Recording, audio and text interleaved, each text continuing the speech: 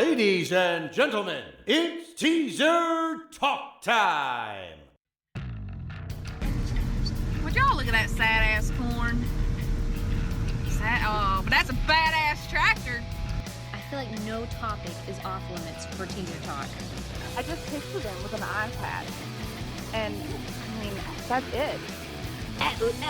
Let's get real. We were the cool kids who were too cool for the other kids to realize we were cool. You goddamn better believe it. Hand check, you guys. I may have been conceived to that song, Holly. Make some noise for your co-hosts, Hey Donna, Hey, and Holly Nicole. Teasertalk.com. Hey Donna, Hey, and Holly Nicole here with another kick-ass podcast episode. So today we're continuing our Forever Warp series. Told you we probably wouldn't stop with two. That's how we roll. So we've had a Vans artist, a Vans veteran. So who else could we have on? Well, we're super excited for a special guest today. Welcome, Amber Rose. Hi.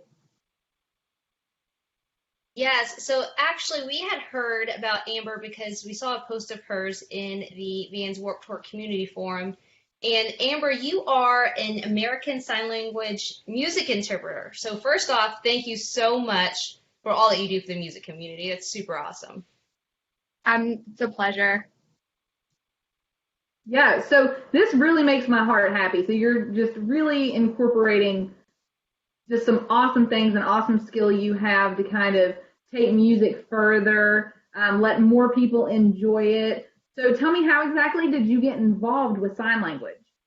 Well, music has always been like a big part of my life. When I was like 12 years old, I started listening to Green Day and Simple Plan.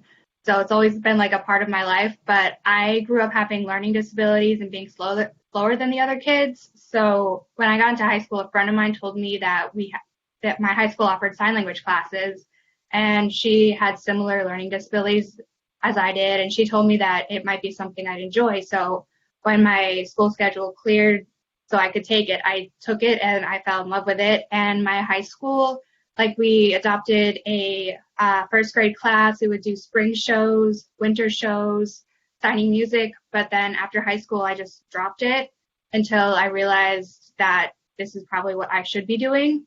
And when I started my associate's program, I didn't really know what I wanted to do with it. I was involved with certain fan bases on the internet, but I still didn't know. And then I met a friend of mine online. Their name is Riley, and they kind of told me how they can't go to so many shows because the interpreters that they get aren't great. So I was like, maybe this is what I need to do. And then I kind of slowly started talking to other bands, and they're like, this is something we would love to incorporate. And then last summer, I reached out to Kevin Lyman and asked him if I could do it. So I hit all the Florida shows to being an interpreter, and I got to interpret for bands I grew up with, and it was a cool experience. And then this being the last year, I knew I had to do it again. That's really awesome. What genres do you typically cover? Normally I do pop punk alternative. I do a lot of State Champs and Simple Plan. You'll see me doing a lot of Sleeping with Sirens and bands within that area.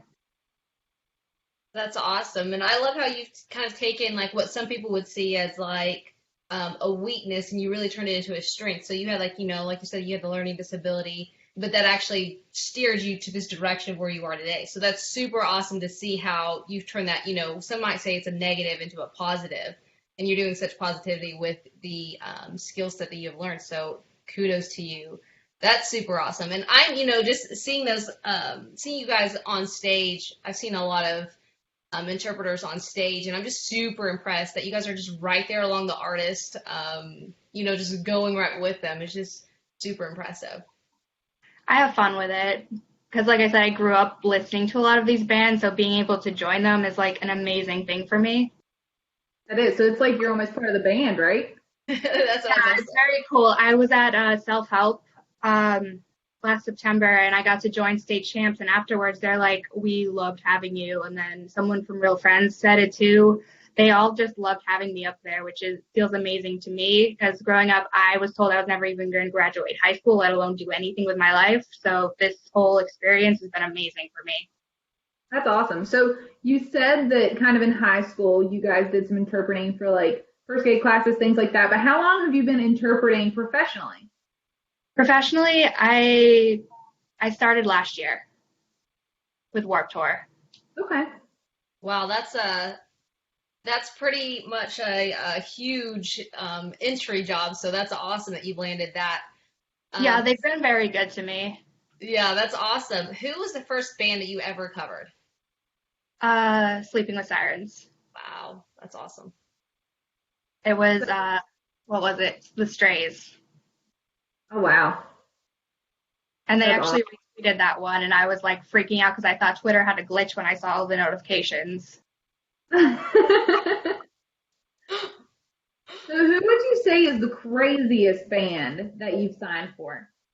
I haven't done a lot of bands. I've only done, well, Water Parks was my first band I ever got to be up there with because I just asked them and they let me do it, which was incredible to me. So I'm forever thankful to Austin and Jeff and Otto for doing that for me.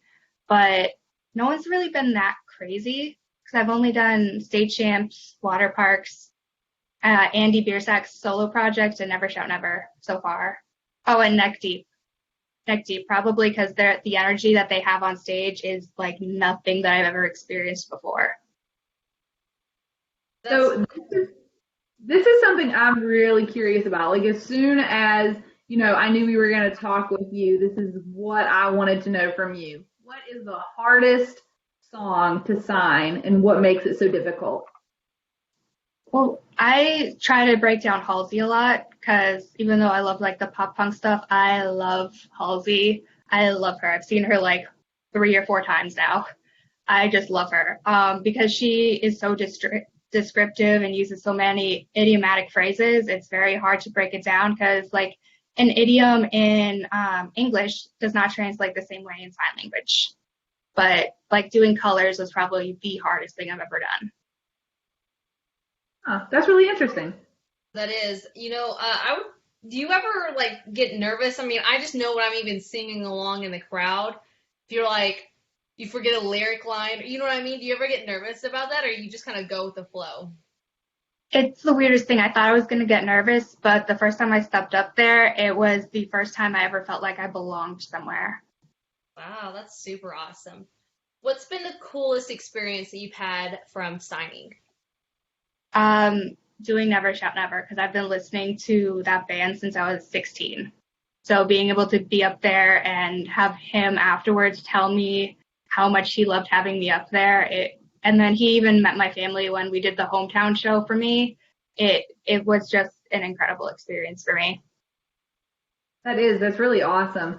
So you kind of talked a little bit about how you got into Warped Tour. Just kind of talk a little more about how you got connected with them.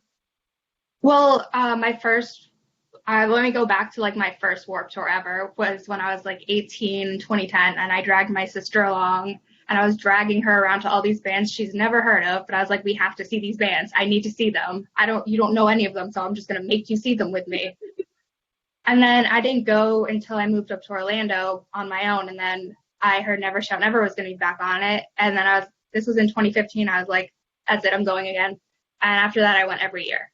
And then when I came up with, I didn't come up with this idea. My friend influenced me to kind of start doing this. I was like, maybe I could do it for Warped Tour since I'm not in school right now. So I tweeted Kevin, he gave me his email, and we started talking about the logistics of things and doing the tour. He was like, let's start you off with just the Florida shows and see how that goes. And it went pretty well. Like I had people come up to me who were deaf, and there's even someone who kept emailing the production company or the people in production for Warped Tour asking for an interpreter. So they're like, we're really thankful to have you right now because we need you. So that went in. From what I got and my feedback, it went pretty well. And I wasn't going to do it this year. I wanted to just go as a fan since it was the last year. But then I started hearing rumors of lineups and started thinking about it more. And I was like, you know what? This could be really important to the deaf fans, because I know they're going to have good bands on here, and it's going to be important for me as well. That's awesome. So what are the dates that you're going to be there this year? I'm going to be doing West Palm, which is the last date, Jacksonville, Orlando. I'm trying to work out Tampa, but we'll see. And then I'm doing Mountain View in California and Ventura in California. And then I'm doing Nashville. That's awesome. So for those who are interested in kind of pursuing something like this, becoming a sign language interpreter, what advice do you have for them, and kind of what things should they do to kind of get involved? Well, go to school. The program I was in, I am super thankful to it. I'm super thankful to my mentors that I had in my program. The program I was in is held to a higher standard than some other ones. I don't know. I just got lucky in picking my program, but get your associates, get your bachelor's, which is what I'm working on right now. And I just kind of started bugging bands. I always say that I just annoy bands to the point where they tell me yes because they don't want to put up with me anymore, even though I'm pretty sure that's not true. But I'm pretty persistent with, if I want something, I go for it. That's awesome. Who is a band that you haven't signed for that you want to? Simple Plan, which I get to do this this summer. year. I get to do that this summer. I've been following them since I was 12. And they were like my go-to when I was being bullied and stuff. So it's kind of really special for me to be able to do that. That's so awesome to hear that. And thank you so much for sharing all your knowledge and inspiration. You are such a rad person. So for those out there listening and following us right now, how can people connect with you and how can they follow with you on the socials? On Twitter, I'm AmberLoveRose_. On Instagram, I'm Amber Rose Signs. Those are the only. Oh, and the Facebook page is Amber Love Rose. No, it's Amber Rose Signs. I have two separate things that I always get confused with. But I don't really use YouTube. I kind of get nervous about using it because it's such a bigger platform for me than I'm used to. You should definitely do it. You should. Building up to it. You'll get there. I have faith because you're rad. Thank you. So do you have anything else that you would like to share with the fans today? Just, I'm always open to feedback. Come see me at a date at Warped Tour. And if you see me, come up to me, say hi. I don't bite. Well, thank you so much for your time. It's just great hearing about it. So it sounds like what you do is not only just, really cool that it's something you have the ability to do, but it's also super gratifying. And, I'm sure the deaf community really appreciates what you're doing. And as you said, I know you talked about going to the show just as a fan this year because it's the last. And I just think it's really selfless of you that you do what you do. I mean, of course, it's a good experience for you as well, but I mean, you're helping a lot of people. Like I said, you're sharing music, which is just absolutely awesome. Yeah, I put a lot of work into the songs. Like, I've already started making mock set lists and working on it. That is so awesome. Well, Amber, thanks again. And everyone listening, make sure you go and find Amber on social media. Follow her and just kind of, reach out to her, ask her questions. I'm sure you're cool with that, right, Amber? Oh, yeah, of course. Yeah. So, guys, our Instagram is @TeaserTalk. We also have a Twitter that is neglected. Again, say that a lot. You'd think we'd stop neglecting it by now, Holly. But, anyway, that's @talk_2_teaser.